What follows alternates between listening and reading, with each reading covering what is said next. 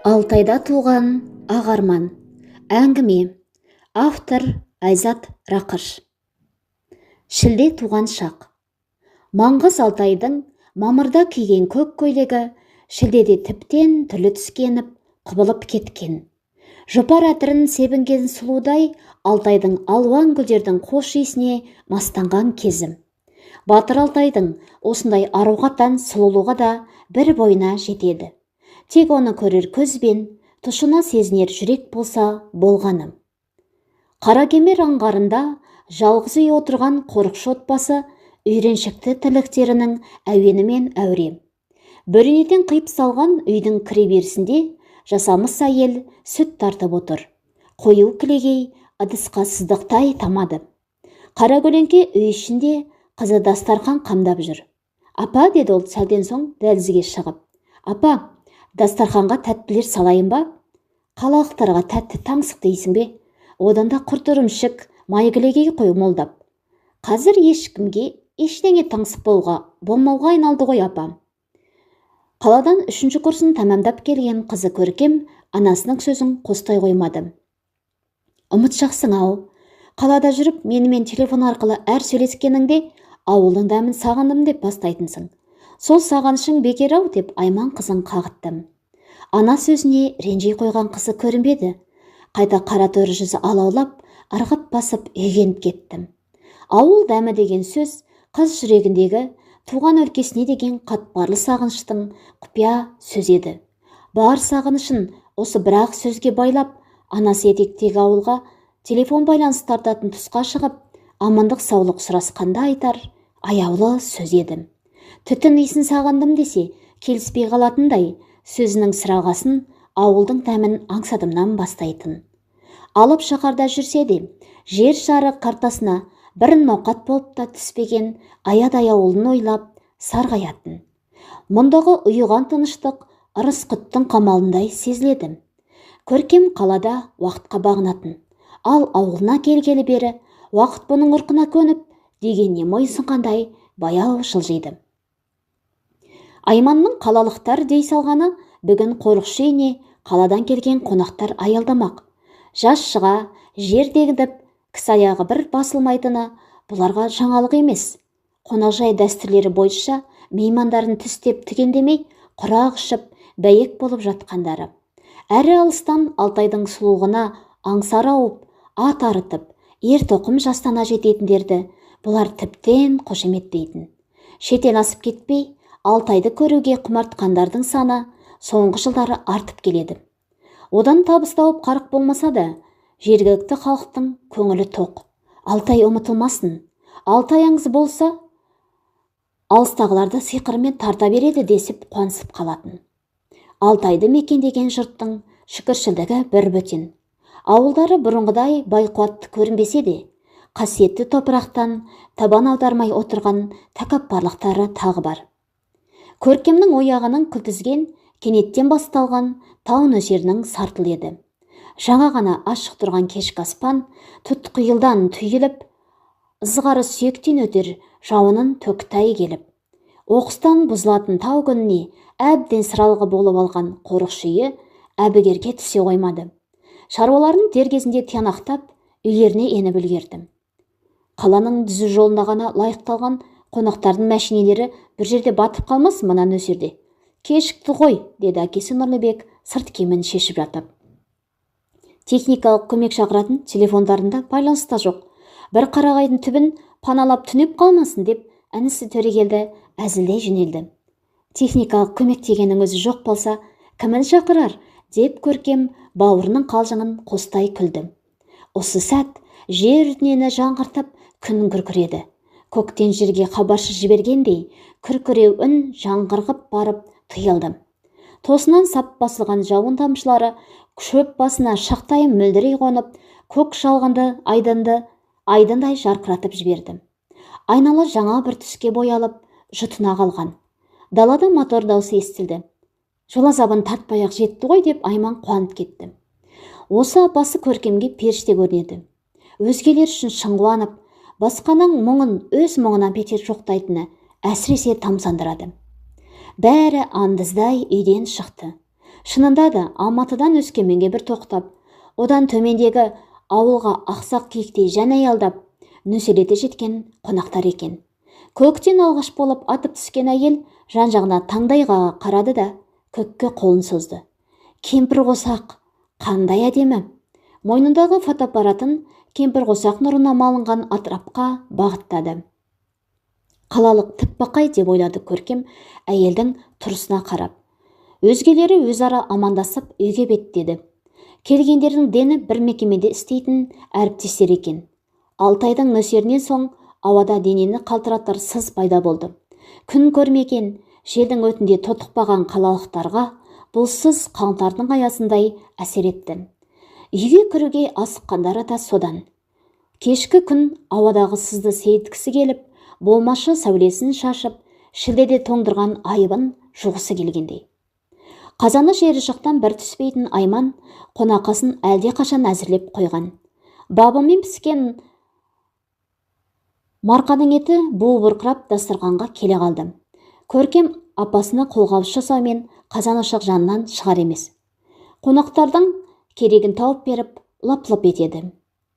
Үстел басына жайғасқандар қаздай тізіліп етке қол созды.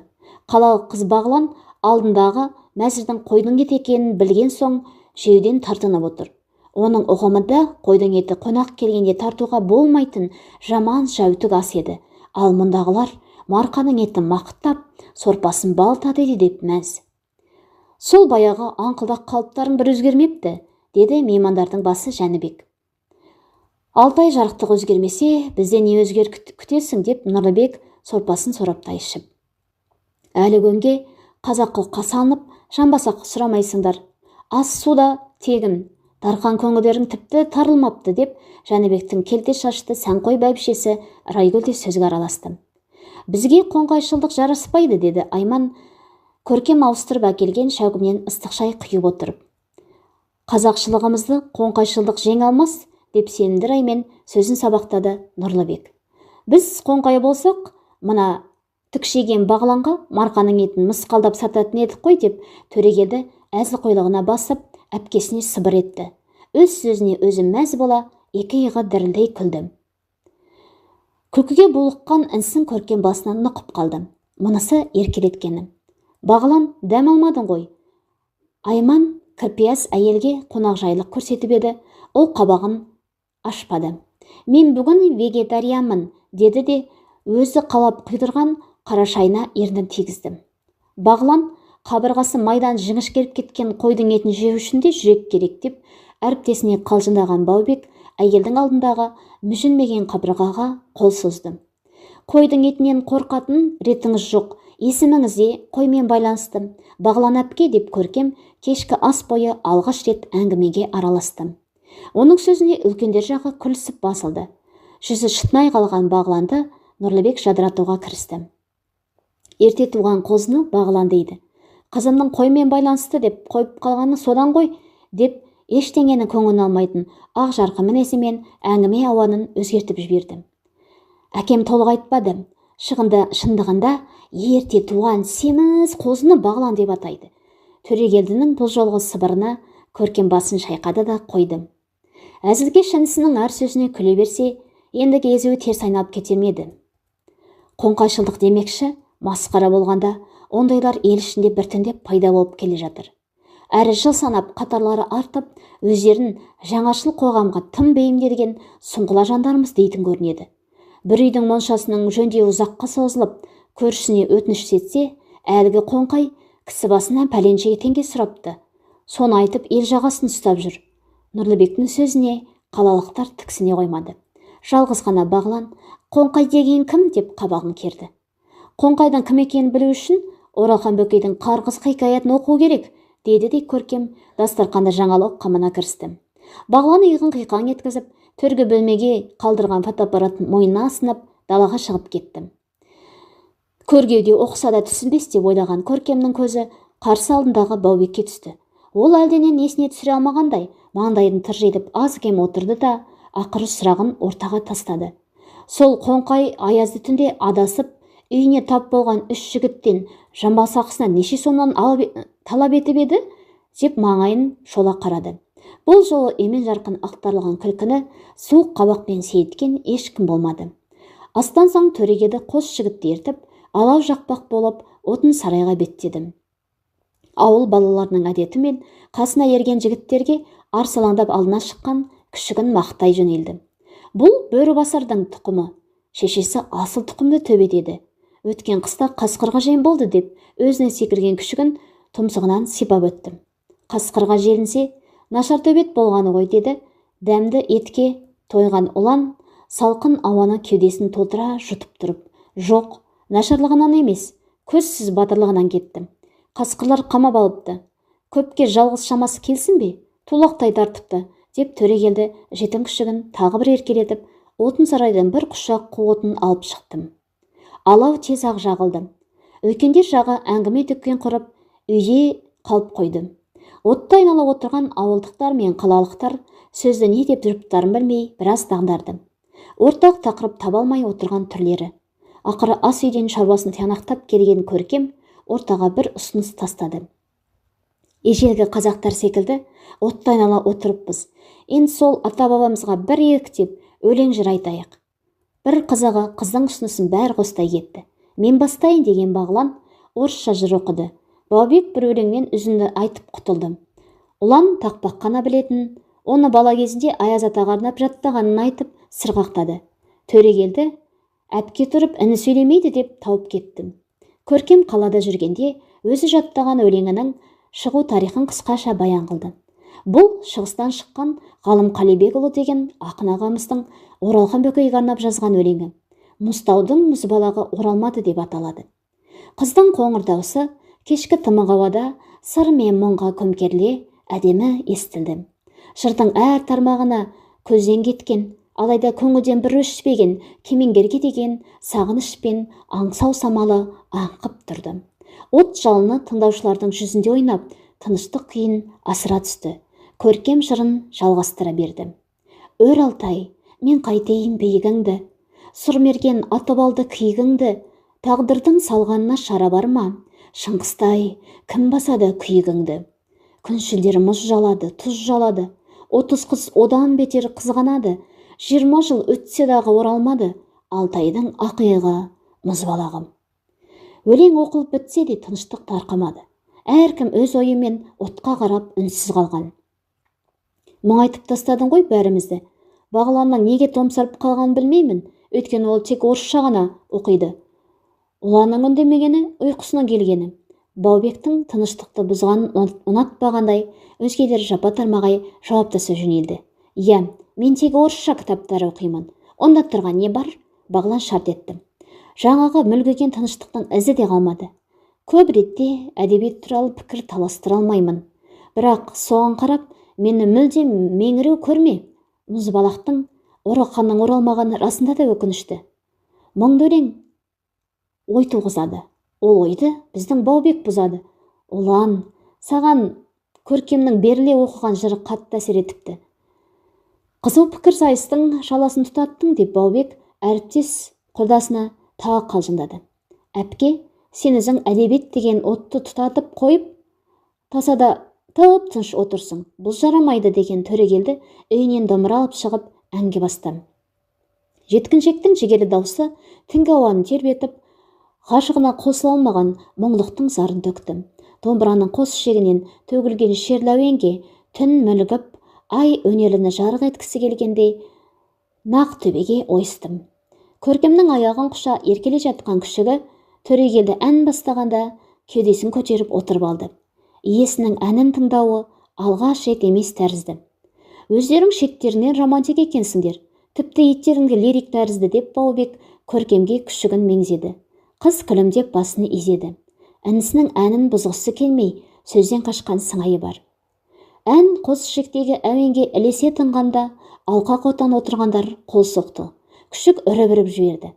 Әдем әннен соң неге сартылдатып шапалақ ұрасыңдар дегендей, кәдімгідей екілене үрді. Көркем тек осы сәтте ғана Баубектің сөзіне жауап берді. Иә, біз романтикпіз, ақ құлақта лирик, өйткені біз Алтайдың төрінде тұрамыз. Мынау сұлу табиғат бізді ақынға, жыршыға, әншіге айналдырып жіберген. Иә, рас. Жан-жағың сыңсыған орман, аңғар ертегідегі сиқырлы алаңқай тәрізді. Нөсерден соң ғажайып кемпір қосақ көрінеді.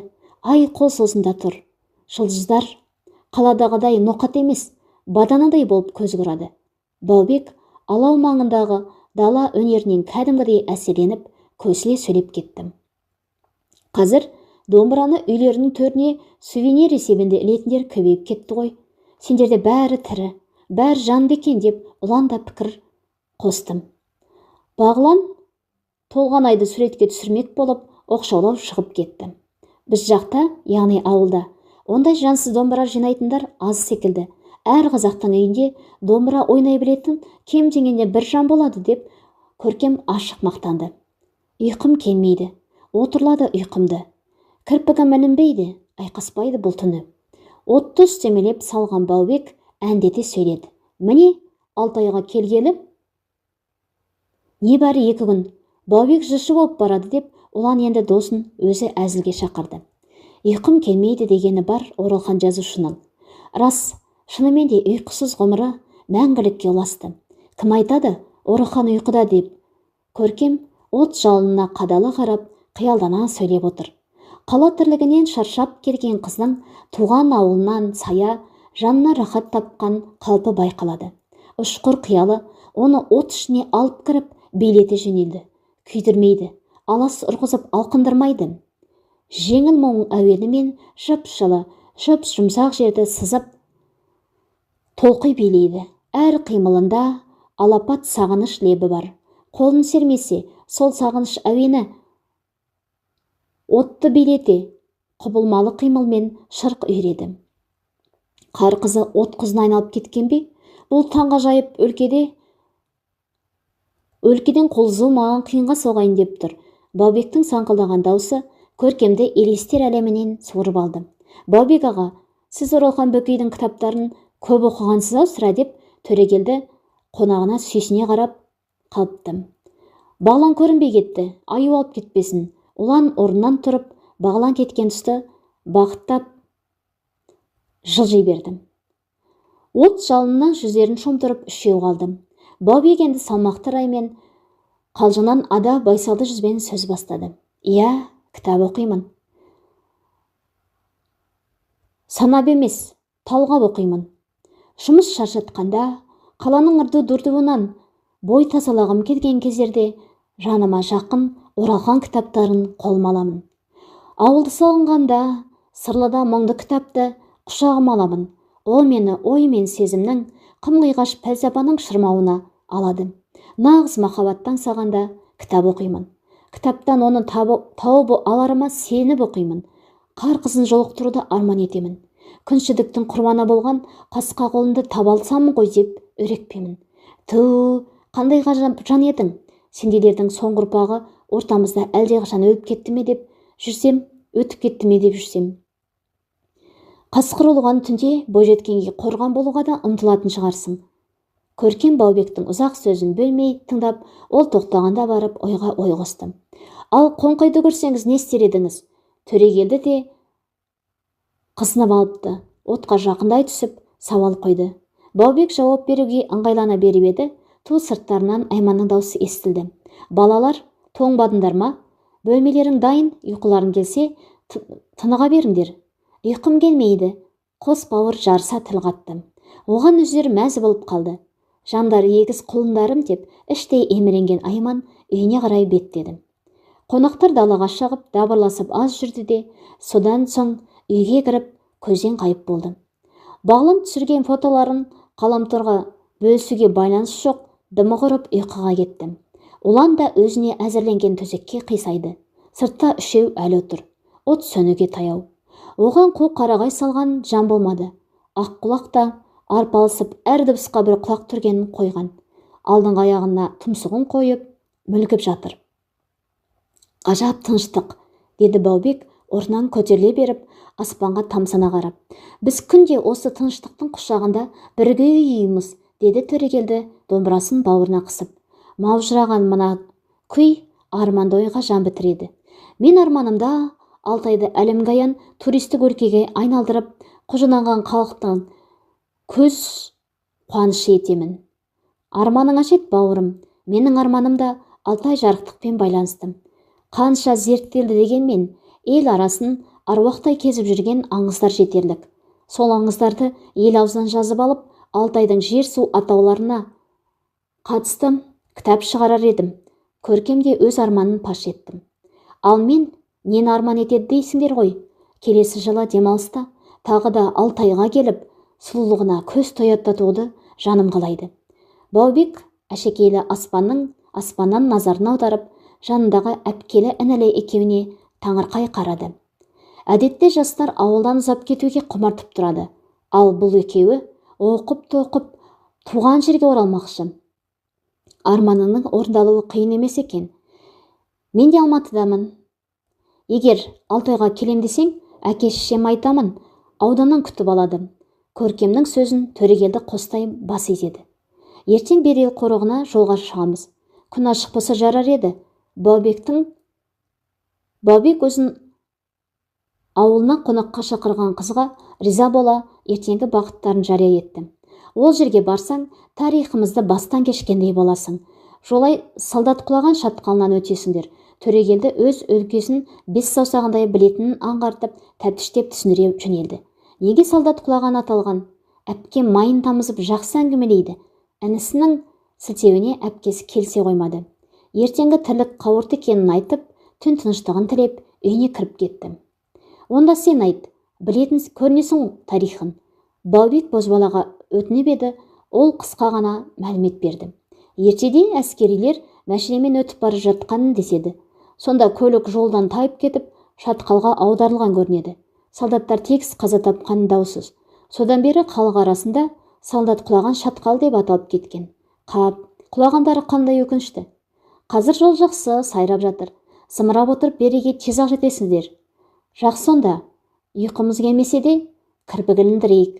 Екеуі бөлмелеріндегі дайын орындарға жайғасып, жастыққа бас қойысты. Тауда ататын таңның өз сұлулығы бар. Жазық даладағыдай мұнда күнана бүкіл атырапты нұрымен бірден бөктіріп ала жөнелмейді. Алдымен ұшар басы көкке жетердей болып тұрған тау шыңдарына там-тұм шуағы мен шабарман жібереді. Нұрлы сәлемді қабыл алып, жаңғырық үн қайтарған шыңдардан амандығына риза болып, тау етегін алтын шапағымен аймалайды. Шөп басындағы шықты кептірмей, тұяқтының сүйсініп жейтін, шөбінің дәмін кетірмей, жер бетін жарқыраған нұрымен аялайды. Түнде тамылжап, тыныштық құшағында қалған табиғатты біртіндеп оятып, өмір әнін салдырады. Ормандағы құс біткен, күн анаға мадақ жыр айтып, оятқан жаңа таңын шаттыққа балап, шуылдасып қалады. Бүгін де солай. Алтайдың аппақ таңы тәкаппар шыңдарды да ұмыт қалдырмай, етектегі шалғынға дейін сүйіп өбіп оятып алды. Таңмен таласа тұрған қорықшы отбасы бірден тірлік қамына кірісті. Әке мен ұлы түздің ісін тындыруға кетті. Ана мен қызы қонақтардың дастарханын жайнатып, аспаздық шеберліктеріне басты. Өзін ерте тұрдым деп ойлаған Баубек бар тірлікті тиянақтап, бұлардың оянуын күтіп отырған үй иелері мен Жәнібектерді көріп таңданып қалды. Қайырлы таң деп аулада тұрған Нұрлыбекке жақын келіп амандасты. Қайырымен бастайық. Достарыңды оятсаң жарар еді. Дастархан күтіп қалды. Нұрлыбектің сөзінен соң қонақтар тегіс үстел басына жиналды. Таудың кербез таңын тамашалайық деп, біз күннен де ерте ояндық. Жастар, бұл ұйқыларыңа жол болсын. Жәнібек қонақтардың соңғы болып дастарханға отырған жігіттерді әзілмен бір түйреді. Жол соқты болып қалыппыз, әрі суретке түсіп үлгереміз ғой, дескен жігіттер тамақтануға кірісті. Қалада таптырмайтын сарымай мен кілегей, таңдайыңда еритін ежігей құрт, тәтті ірімшік, осының бәрі дәмімен арбап, дастарханы жуық арада тұрғыза қоймады. Әрі Айман мен Көркемнің жік жапары болуымен шай тіптен қоюланып, дәмі тіл үйіруге айналған. Жалғыз бағаланғаны қаланың қара шайын аңсайтын тәрізді. Әр дәмді бір шұқылаған болмаса, аузына жартып дән салмады. Таңғы шайдан соң далада қысқа кеңес құрған қонақтар көктеріне отырып кетуге ыңғайланды. Ендігі бет алыстары берел тұс. Сұрт суретке түсіп, еске сақтар сәттерін, сағым жұтып кетпес қамдарын жасап жүр. Баубек бір ретін тауып, Көркемді ортаға алып, Төрегелдіге домбырасын ұстатып, суретке түсіп үлгердім. Қыздан рұқсат сұрап, оны жеке суретке де түсірді.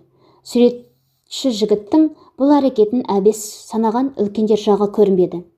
Әр сурет сенің шығармаң десек, оның атауы болу шарт, деп Көркем өз суретіне сынай қарады. Кадрда күн сәулесіне көмкерілген, бойы ортадан сәл жоғары, қалақтай қара торы қыздың бейнесі күлімдеп тұрды. Әрине, атын қойып та қойдым. Қара кемердегі қарғысы деп атадым. Баубектің бұл сөзіне Көркем абдырап қалды. Ішкі толқынысын жанары жасыра алмайым. Жан толқыны атойлап көз шарасына жиналды. Қарғыз емес, бәлкім от қызы дерсің? Жоқ. От ішінде билесе де еріп кетпейтін қарғызсың. Жігіттің өз картинасына қойған атауына сенімділігі сонша, оны өзгерте тіпті де ойында жоқ көрінеді. Жарайды, солай-ақ болсын. Көркем от басындағы елес бейінен өзінің сыр алдырып алғанын түсініп, жала жымиды. Өзгелері бір-біріне алғыстарын жаудырып, шу-шұрқан болып жатқанда, ойламаған жерден күшігіне көз түсті. Көркем оның көлікке отыруға ыңғайланған қонақтарға алдыңғы екі аяғын созып, тағзым еткендей қимыл көрсеткеніне сүйсініп, күліп жіберді. Біздің аққұлақ мәдениетті лирик қой деп, інісіне күшігін нұсқады. Баубек енді фотоаппаратын еркек күшікке бағыттап, оның қоштасу тағзымын кадрына жазып алды. Жақындықта ит пен бала сезеді деген сөз бар, деп жымиды Баубек күшікті нұсқап.